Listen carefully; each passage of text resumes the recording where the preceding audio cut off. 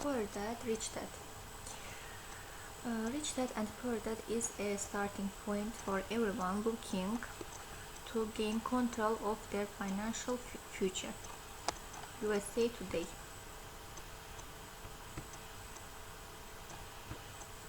Rich Dad, Poor Dad.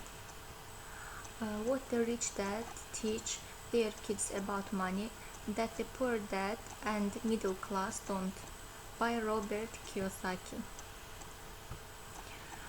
If you purchase this book without a cover or purchase a PDF, JPG, or thief copy of this book, it's likely stolen property or a counterfeit.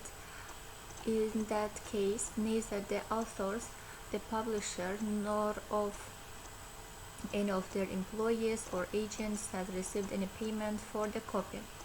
Furthermore, counterfeiting is a known avenue of financial support for organized crime and terrorist groups. We argue you to please not purchase any such copy and to report any instance of someone selling such copies to Plata Publishing LLC.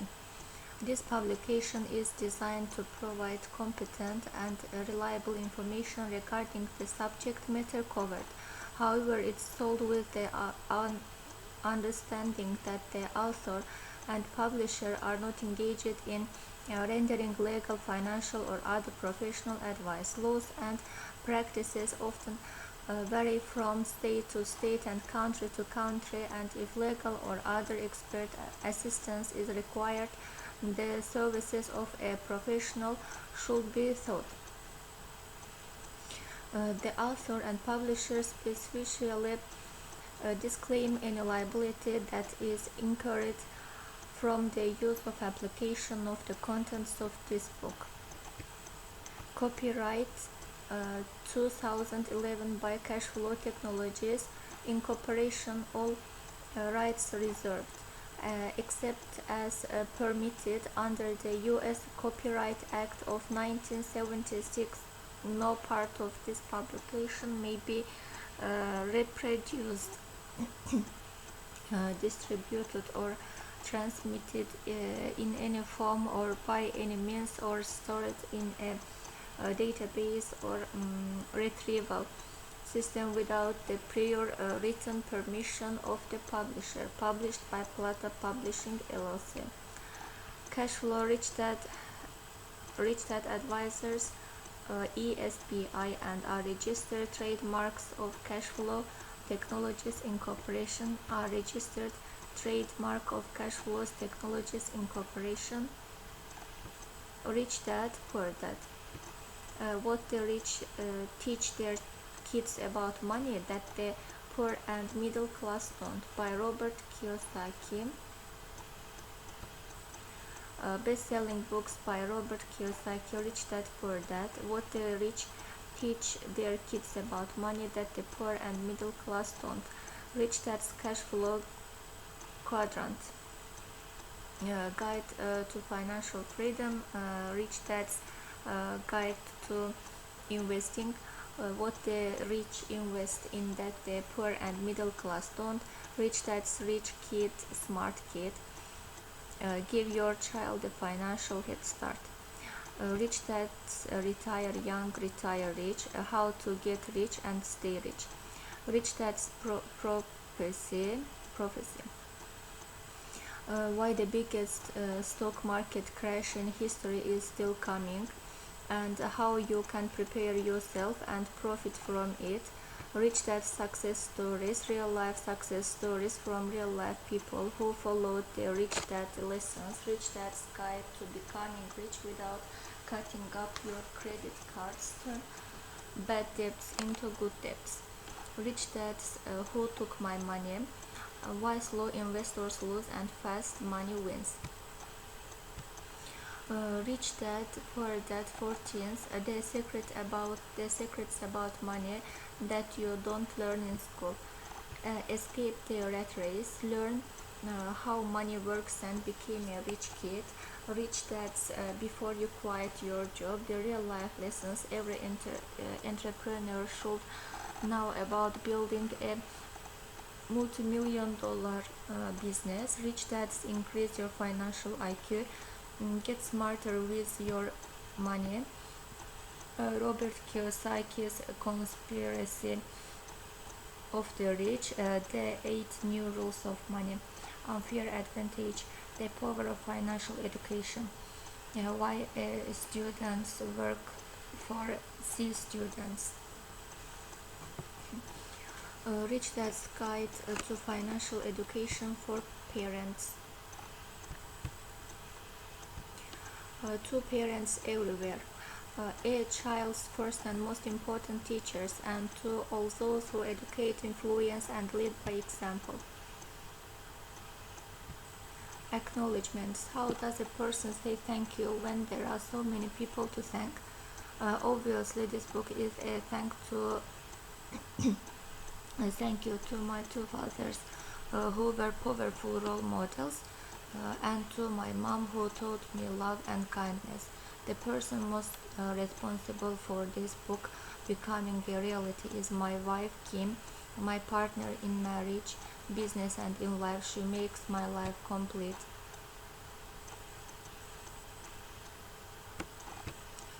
Contents. Introduction. Rich Dad Poor Dad. Having two dads offered me their choice of constructing points of view, one of a rich man and one of a poor man. I had two fathers, a rich one and a poor one. One was highly educated and intelligent. He had a PhD and completed 4 years of undergraduate work in less than 2 years. He then went on to Stanford University, the University of Chicago, and Northwestern University to do his advanced studies, all on full financial scholarships. The other father never finished the 8th grade. Both men were successful in their careers, working hard all their lives. Both earned substantial incomes, yet one always struggled financially. The other would become one of the richest men in Hawaii. One died leaving tens of millions of dollars of his family charities and his church. The other left bills to be paid. Both men were strong, charismatic, and influential. Both men offered me advice, but they didn't advise the same things.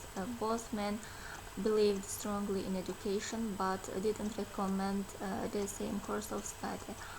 If I had only one dad, I would have had to accept or reject his advice. Having two dads offered me the choice of constructing points of view, one of a rich man and one of a poor man. Instead of simply accepting or rejecting one of the other, I found myself thinking more, comparing, and then choosing for myself. The problem was that the rich man was not rich yet, and the poor man was not poor yet. Both were just starting out on their careers, and both were struggling with money and families, but they had very different points of view about money. For example, one dad would say the love of money is the root of all evil. The other said the lack of money is the root of all evil. As a young boy, having two strong fathers, both influencing me, was difficult. I wanted to be a good son and listen, but their two fathers didn't say the same things. The contrast in their points of view, particularly about money, was so extreme that I grew curious and intrigued. Now I began to start thinking for long periods of time about what each was saying. Much of my private time was spent reflecting, asking myself questions such as why does he say that, and then asking the same question of the other that statement.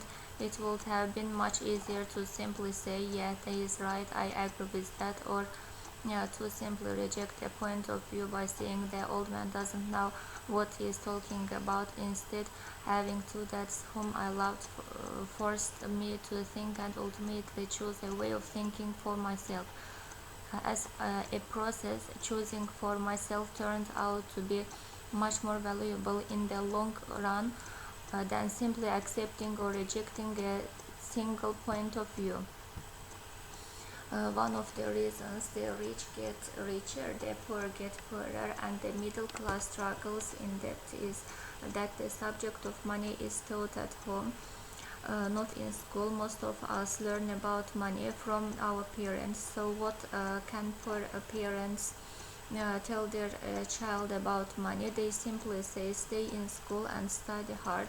Their child may graduate with excellent grades, but with a poor person's financial programming and mindset. Sadly, money is not taught in schools. Schools focus on scholastic and professional skills, but not on financial skills. This explains how smart bankers, doctors, and accountants who earned excellent grades may struggle financially all of their lives. Our staggering national debt is due in large part to highly educated politicians and government financials making financial decisions with little or no trading in the subject of money. Today I often wonder what will soon happen when we have millions of people who need financial and medical assistance. They will be dependent upon their families or the government for financial support. What will happen when Medicare and Social Security run out of money? How will a nation survive if teaching children about money continues to be left to parents, most of whom will be or already are poor? Because I had two influential fathers, I learned from both of them. I had to think about each dad's advice, and in doing so, I gained valuable insight into the power and effect of one's thoughts on one's life.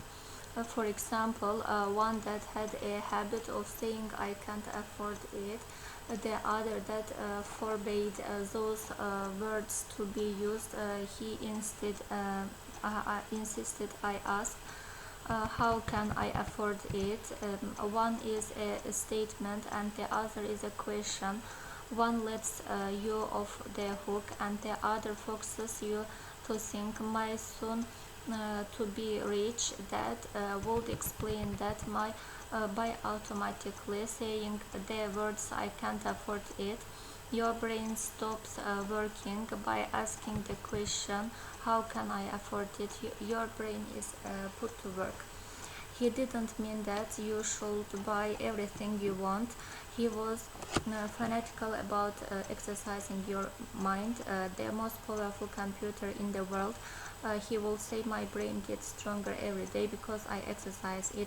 The stronger it gets, the more money I can make. He believed that automatically saying I can't afford it was a sign of mental laziness. Although both dads worked hard, I noticed that one dad had a habit of putting his brain to sleep when it came to finances, and the other dad had a habit of exercising his brain. The long-term results was that one dad grew stronger financially and the other grew weaker. It is not much different from a person who goes to the gym to exercise on a regular basis versus someone who sits on the couch watching television. Proper financial exercise increases your changes for health, and proper mental exercise increases your changes for wealth.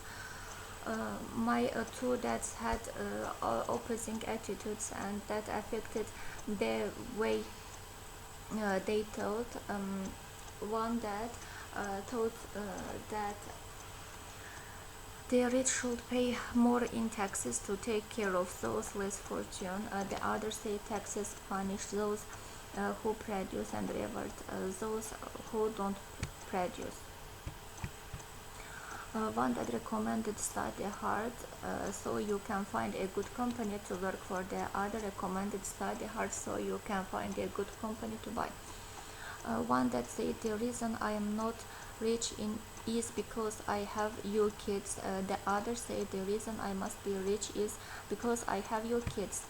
One encouraged talking about money and business at the dinner table, while the other forbade the subject of money to be discussed over a meal. One said when it comes to money, play it safe, don't take risks. The other said learn to manage risks. One believed our home is our largest investment and our greatest asset. The other believes my house is a liability, and if your house is your largest investment, you are in trouble. Both dads paid their bills on time, yet one paid his bills first while the other paid his bills last. One that believed in a company or the government taking care of you and your needs. He was always concerned about pay raises, retirement plans, medical benefits, sick leave, vacation days, and other perks. He was impressed with two of his uncles who joined the military and earned a retirement and entitlement package for life after 20 years of active service. He loved the idea of medical benefits and PX privileges the military provided its retirees. He also loved the tenure system available through the university, the idea of job protection for life and job benefits seemed more important at times than the job. He would often say, I have worked hard for the government and I am entitled to these benefits. The other believed in total financial self-reliance. He spoke out against the entitlement mentality and how it created weak and financially needy people. He was emphatic about being financially competent. One that struggled to save a few dollars, the other created investments. One that taught me how to write an impressive resume so I could find a good job. The other taught me how to write strong business and financial plans so I could create jobs. Being a product of two strong dads allowed me the luxury of observing the effects different thoughts have on one's life. I noticed that people really do shape their lives through their thoughts. For example, my poor dad always said, I will never be rich, and that prophecy became reality. My rich dad, on the other hand, always referred to himself as rich. He will say things like, I am a rich man, and rich people don't do this. Even when he was flat broke after a major financial setback, he continued to refer to himself as a rich man. He would cover himself by saying, there is a difference between being poor and being broke. Broke is temporary, poor is eternal. My poor dad would say, I am not interested in money, or money doesn't matter. My rich dad always said, money is power. The power of our thoughts may never be measured or appreciated, but it became obvious to me as a young boy that it was important to be aware of my thoughts and how I express myself. I noticed that my poor dad was poor not because of the amount of money he earned, which was significant, but because of his thoughts and actions. As a young boy having two fathers, I became actually aware of being careful about which thoughts I choose to adopt as my own. Should I listen to my rich dad or to my poor dad? There is a difference between being poor and being broke. Broke is temporary, poor is eternal. Although both men had tremendous respect for education and learning, they disagreed about what they thought was important to learn. One wanted me to study hard, earn a degree, and get a good job to earn money. He wanted me to study to become a professional, an attorney or an accountant, and to go to business school for my MBA. The other encouraged me to study, to be rich, to understand how money works, and to learn how to have it works for me. I don't work for money. Words he would repeat over and over: money works for me. At the age of 9, I decided to listen to and learn from my rich dad about money. I am think so. I choose not to listen to my poor dad, even through he was the one with all the college degrees. A lesson from Robert Frost. Robert Frost is my favorite poet, although I love many of his poems. My favorite is The Road Not Taken. I use its lesson almost daily. The road not taken. Two roads diverged in a yellow wood, and sorry I couldn't travel both. And be one traveler, long I stood, and looked down one as far as I could, to where it bent in the undergrowth. Then took the other as just as fair, and having perhaps the better claim because it was grassy and wanted wear, through as for that the passing there had worn them really about the same, and both that morning equal lay in leaves. No step had trodden black. Oh, I kept the first for another day, yet knowing how well it's on the way, I doubted if I should ever come back. I shall be telling this wisdom. So somewhere ages and ages hence, two roads diverged in a wood, and I took the one less traveled by, and that has made all the difference. That has made all the difference. Over the years, I have often reflected upon Robert Frost's poem, choosing not to listen to my highly educated dad's advice and attitude about money was a painful decision, but it was a decision that shaped the rest of my life. Once I made up my mind about whom to listen to, my education about money began. My rich dad taught me over a period of 30 years until I was 39 years old. He stopped once he realized that I knew and fully understood what he had been trying to drum into my often thick skull.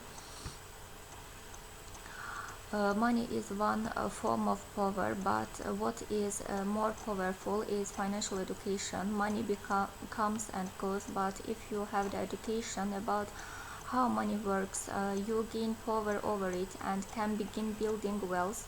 The reason positive thinking alone doesn't work is because most people went to school and never learned how money works, so they spend their lives working for money.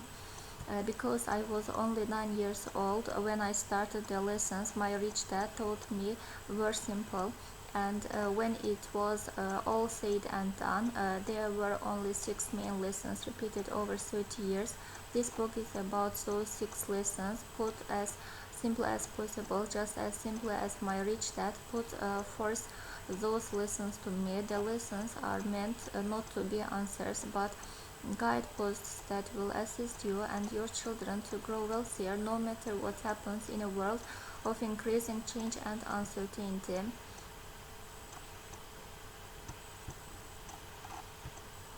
Chapter 1, Lesson 1. The rich don't work for money. The poor and the middle class work for money. The rich have money work for them. Dad, can you tell me how to get rich? My dad put down the evening paper. Why do you want to get rich, son? Because today Jimmy's mom drove up in their new Cadillac, and they were going to their beach house for the weekend. He took 3 of his friends, but Mike and I weren't invited. They told us we weren't invited because we were poor kids. They did, my dad asked incredulously.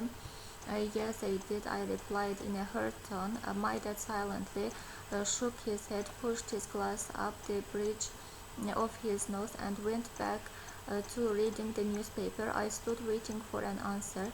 The year was 1956. I was 9 years old. By some twist of fate, I attended the same public school where the rich people sent their kids. We were primarily a sugar plantation town. The managers of the plantation and the other affluent people, such as doctors, business owners, and bankers, sent their children to this elementary school. After grade 6, their children were generally sent off to private schools. Because my family lived on one side of the street, I went to this school. Had I lived on the other side of the street, I would have gone to a different school with kids from families more like mine. After grade skill 6, these kids and I will go on to the public intermediate and high school. They were no private. There was no private school for them or for me. My dad finally put down the paper. I could tell he was thinking. Well, son, he began slowly. If you want to be rich, you have to learn to make money. How do I make money? I asked. Well, use your head, son. He said, smiling. Even then, I knew that he really meant that is all I am going to tell you, or I don't know the answer, so don't embarrass me. A partnership is formed. The next morning, I told my best friend Mike what my dad had said. As best as I could tell, Mike and I were the only poor kids in the school. Mike was also in the school by a twist of fate. Someone had drawn a yoke in the line for the school district, and he wound up in school with the rich kids. We weren't really poor, but we felt as if we were, because all the other boys had new baseball gloves, new bicycles, new everything. Everything. Mom and dad provided us with the basics like food, shelter, and clothes. But that was about it. My dad used to say, if you want something, work for it. He wanted things, but there was not much work available for 9 years old boys. So what do we do to make money? Mike asked. I don't know, I said, but do you want to be my partner? He agreed, and so on that Saturday morning, Mike became any first business partner. He spent all morning coming up with ideas on how to make money. Occasionally, we talked about all the cool guys at Jimmy's beach house having fun. It hurt a little, but that hurt was good because it inspired us to keep thinking of a way to make money. Finally, that afternoon, a bolt of lightning struck. It was an idea Mike got from a science book he had read. Excitedly, he shook hands, and the partnership now had a business. For the next several weeks, Mike and I ran around our neighborhood, knocking on doors and asking our neighbors if they would save their toothpaste tubes for us. With puzzled looks, most adults consented with a smile. Some asked us what we were doing, to which we replied, we can't tell you, it is a business secret. My mom grew distressed as the weeks were on. We had selected a site next to her washing machine as their place. We would stockpile our raw materials in a brown cardboard box that at one time held catsup bottles. Our little pile of used toothpaste tubes began to grow. Finally, my mom put her foot down. The sight of her neighbor's messy, crumpled used toothpaste tubes had gotten to her. What are you boys doing? She asked, and I don't want to hear again that it is a business secret. Do something with this mess, and I am going to throw it out. Mike and I pleaded and begged, explaining that we will soon have enough, and then we would begin production. We informed her that we were waiting on a couple of neighbors to finish their toothpaste so we could have their tubes. My mom granted us a 1 week extension. The date to begin production was moved up, and the pressure was on. My first partnership was already being threatened with an eviction notice by my own mom. It became Mike's job to tell the neighbors to quickly use up their toothpaste, saying their dentists wanted them to brush more often anyway. I began to put together the production line.